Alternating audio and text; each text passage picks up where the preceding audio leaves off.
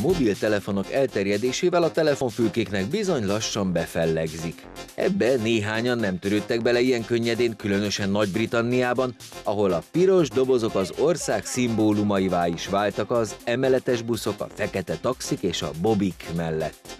Ezért a brit falvakban elindult egy kezdeményezés az ikonnak számító létesítmények megmentésére.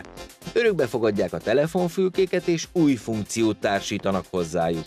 Akadt közöttük mini művészeti galéria vagy könyvtár, de kertészeti célú hasznosításra is van példa. 2002-ben 17 000 telefonfülke működött a Szigetországban, de ezeknek több mint a fele már veszteségesen üzemelt.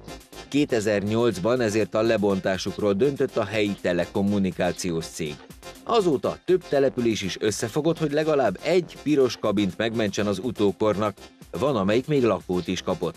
A helyi iskolások feladata hetente felöltöztetni a telefonfülkében élő próbababát az aktuális történelmi vagy egyéb évfordulónak megfelelően. Állítólag a világhálón több ezer fontos áron kelnek el a licitálásokon a még fellelhető piros doboz példányok. De a telefonfülkék problematikája nem korlátozódik a britekre. Több európai országban kísérleteznek újrahasznosításukkal. Az osztrákok például a villannyal működő járművek kapcsán látnak benne fantáziát, egyfajta töltőállomásként funkcionáltatnák a meglévő fülkéket.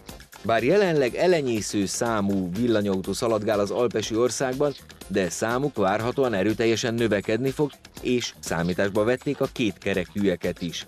A villanyrobogók, motorok és kerékpárok ugyanúgy használhatnák ezeket az állomásokat üzemanyag felvételre. Az elképzelés szépség hibája egyelőre, hogy egy elektromos meghajtású autó akkumulátorainak feltöltése legalább 6 óra, egy mopedé 80 perc, de még egy biciklié is eltart 20 percig. Azért iránynak jó és a környezetbarát, fenntartható mobilitás felé tereli a közfigyelmet.